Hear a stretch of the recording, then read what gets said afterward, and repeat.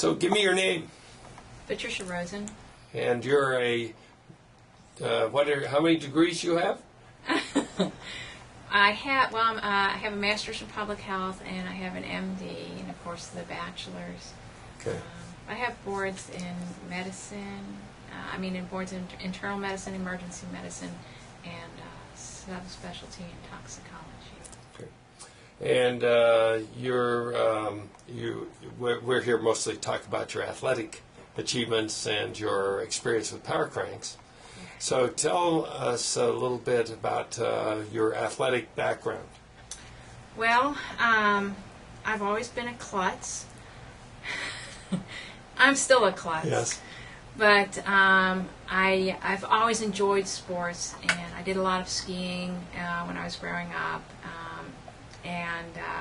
I did some things that were kind of fun to do, but I was always the last person you would pick for any baseball, football, whatever, any kind of team sport, because I couldn't run. I was very klutzy and very gangly.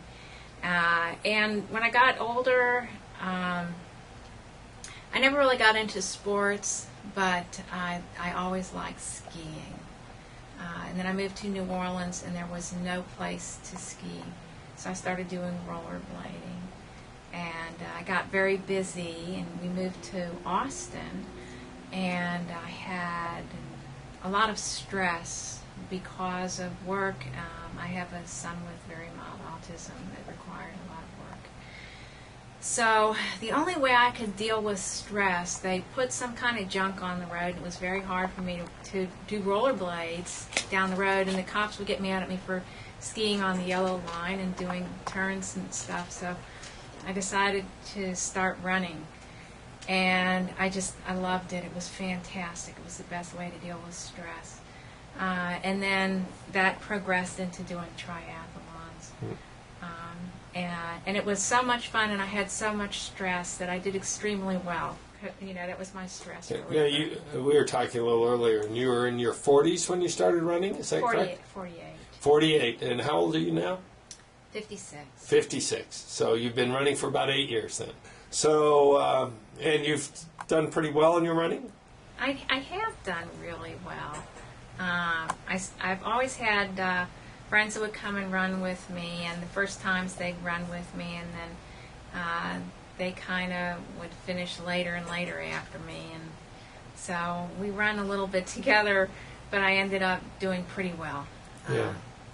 And the triathlons, I also did really well.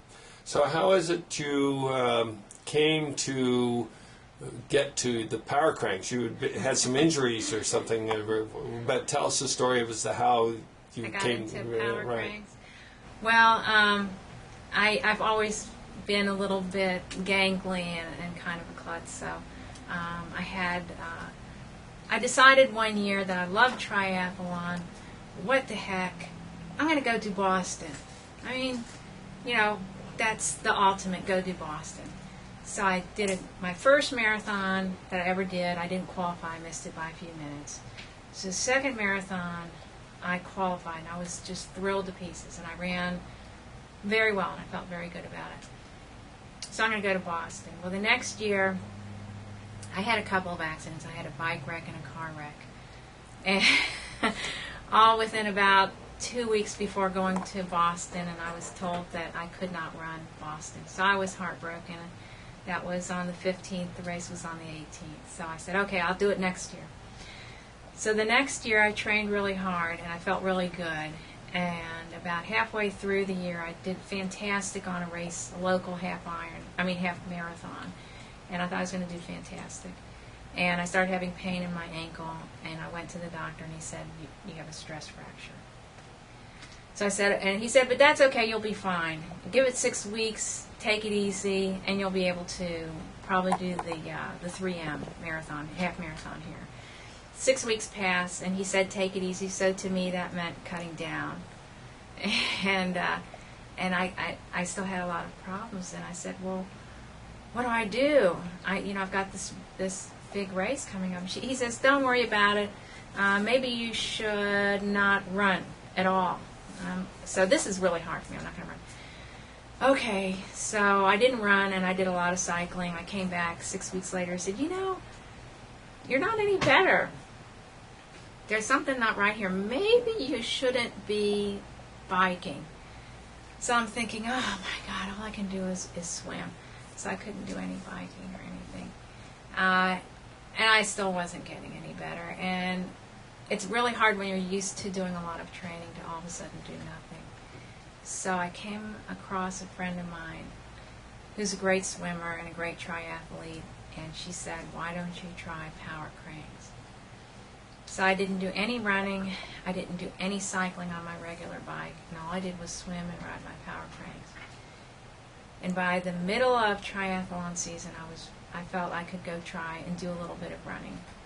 The first race I came out, I won my age group and was actually the first person to cross the finish line.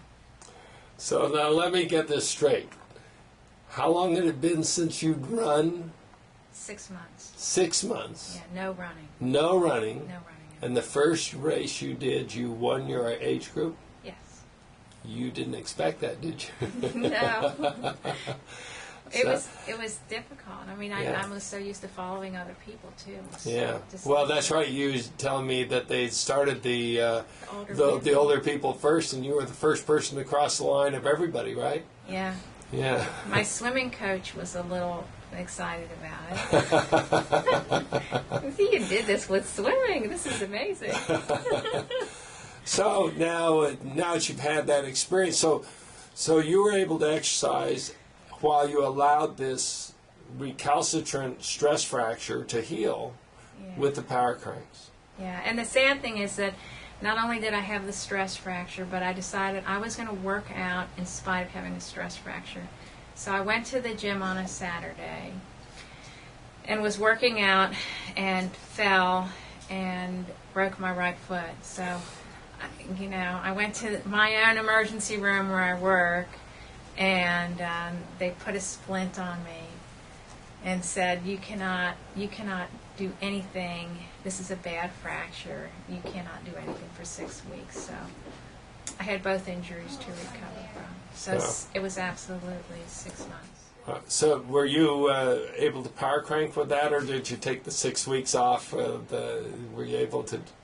I think I took about 4 weeks or so. Okay. And I started swimming within a couple weeks. Of course, with the power cranks, you could have one-legged it with your other leg. Yeah. So so you could have rested that way.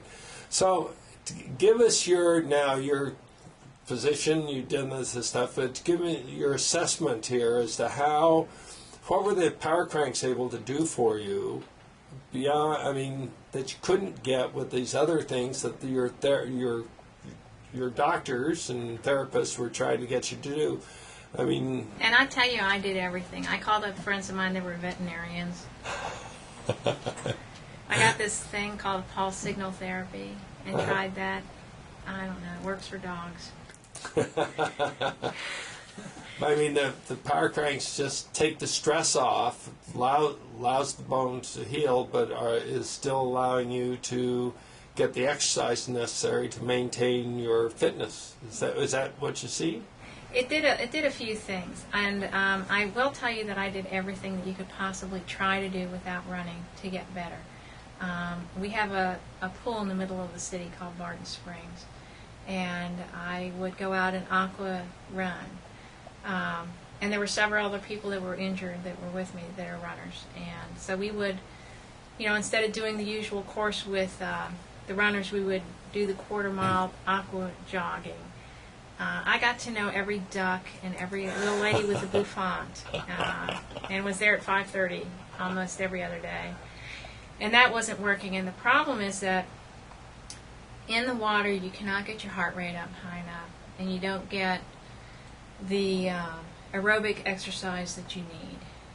And you can't really even cycle. I tried cycling, and I would go do some of these long rides with a local group, and if I tried to go up a hill with my regular cranks on, it was extremely painful, and I could not rest that leg. Yeah, you're when you're pedaling the way most people pedal, you're putting too much pressure down to when you're pushing. I mean, you're getting your power all from pushing, which is stressing that foot more. But with the power cranks, you're getting a good deal of it on that backstroke, so it takes the pressure off and allows you to do it. I mean, is that how you would see it? Yeah, it was very interesting. A friend of mine likened it to when you go to start running again after you've been doing power cranks, you feel like you're jumping over puddles because your leg is up. And I've looked at, my running coach is from Africa, and he teaches us a lot of things about how to bound and how to run so that your form is proper and you don't get the injury to begin with. And I've also seen it on some of the videotapes. And what you're doing is the same thing. If the leg is coming up right behind your behind, you're not going to have the same problem that you would if you are landing on your foot in front of you. Yeah. Absolutely. Have you seen our videotape on the running? The website? Have you seen that? I've seen part of it, and I really liked the way that it showed how the usual triathlete will run, and it was very graphic. Yeah, overstriding. Overstriding. Yeah, right. It's just pounding. No, yeah. I mean, people say, well, don't you have knee problems? I've never had a knee problem. Yeah. And I attribute it to, in part to PowerCranks. My coach has taught me a lot also. Yeah. Well, I would say you probably have well, maybe you didn't when you were growing up and gangly, but when you got into running, you had reasonably good natural form because you did very well. As your fitness got better, you were still a pretty good runner. But maybe we pushed you a little more. What? Don't you think it was the stress? Oh, could have been. Could have been. So so how long have you been well now? Because you've done very well since you got back to running. You won that first race. I won my first triathlon. Not overall. I was in the 50 to 55 year age group. It was a great race. A lot of the women in my triathlon group did this race, and we swept the age groups, which was really fun. Very cool. Yeah. And have you done anything since then? Well, I did the Boston. Oh, good. How'd that go? That was phenomenal, and I was amazed. I had gotten new orthotics, and I thought that I would be fine, but the people who made my orthotics put the correction on one foot, not both feet. So I developed this terrible... So that's me. You're not me. So I got this really bad discomfort in my hip, and I thought it was going to be impossible for me to do Boston. So I stopped running completely again, and for the months before Boston, I think that it was like 2 months beforehand. I went and got an MRI, of course, and thank God no fracture. But I could not run at all for 2 weeks at all, zero, nothing. So I started back running, and I just, took it easy, and everything seemed to work. And I went ahead and did Boston finally. It's my third time finally getting to Boston, and I qualified again to do it for next year. Very cool. And next year, if we can keep you healthy for a whole year, you'll I'm going to France. I'm going to Paris. I don't have to run fast, and I can eat chocolate. Yeah. Very good. Very good. Well, do you have any words of wisdom for the masses out there who might be seeing this? I would say stay well, go easy, don't go hard, and if you're going to do Boston, remember you've got a lot of downhills. And when you get towards the end and you're going uphill on the run, focus on exactly what PowerCranks has taught you, and every African coach that I've seen. I'm not sure every African. Of course, I only have two. But they're both from Africa. But they tell you about pulling up behind you. So if you can do the butt kick form instead of the regular running, when you go to get those hills in at the very end, it makes a difference. Yeah, like Aaron says on our video, he says it's getting feet off the ground, not pushing on the ground, but it's getting feet off the ground is what you need to concentrate on. Definitely, Yeah. definitely. So you want to be in the air. Yeah, very good. So thank you very much, You're welcome. and good luck in the future. Thank you.